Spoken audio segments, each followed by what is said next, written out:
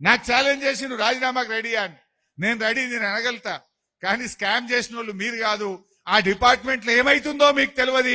ముఖ్యమంత్రి మొత్తం టెండర్లు పిలిచి మింగుతా ఉన్నాడు. ఆ అనుముల వారి అన్నదమ్ములే మింగుతున్నారు కనుక మీకు ఏమైతుందో మీకు తెలియదు. నేను మిమ్మల్ని అని కూడా ఉపయోగం లేదు. వీళ్ళ కనీసం వాళ్ళ డిపార్ట్మెంట్ లో ఎంత టెండర్లు పిలిచిండ్రో ఎంత మింగినరో కూడా తెలుస్తలేదు.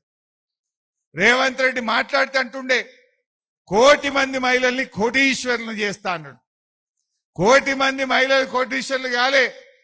యనుముల వారి 4 అన్నదమ్ములు మాత్రం కోటీశ్వరులు అయినరు. మీ 4 మాత్రం కోటీశ్వరులు అయినరు.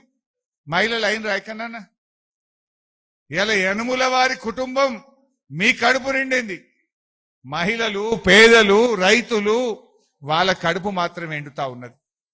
అరేగా కూలీలకు ఇస్తాను, ఉపాధి హామీ కూలీలకు మేము సంవత్సరానికి 12,000 ఇస్తామని 3 బడ్జెట్లలో చెప్పిండ్రు. 2024-25 బడ్జెట్లు చెప్పిండ్రు. 2025-26 బడ్జెట్లు చెప్పిండ్రు. మొన్న 2026-27 బడ్జెట్లో చెప్పిండ్రు. బడ్జెట్ల బట్టి గారు చదువుడు, వీళ్ళు బల్లలు కొట్టుడు, పైసలు మాత్రం వత్తలు. వచ్చినాయా కూలీలకు? ఎక్కడన్నా కూలీలకు ఇందిరమ్మ ఆత్మీయ భరోసా పేరిట ఏడాదికి 12,000 రూపాయలు ఇస్తామన్నారు. ఏ కూలీకి కూడా 1 రూపాయి వచ్చిన పరిస్థితి లేదు. అంటే బడ్జెట్ల చదువుడు, బల్లలు కొట్టుకున్నట్లే ఉండదు తప్ప పేదవాడి కూలీ కడుపు నిండింది లేదు, 12,000 రూపాయలు పడ్డది లేదు. కానీ యనుముల వారి కుటుంబం వాళ్ళ ఖజానా నిండుతున్నది, వాళ్ళ కడుపులు నిండుతున్నాయి.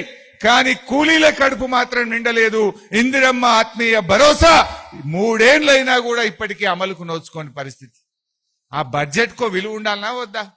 అసెంబ్లీలో చెప్తే బడ్జెట్ పాస్ అయితే ఆ కూలీలకు డబ్బులు ఇవ్వడానికి నీకు లేవా?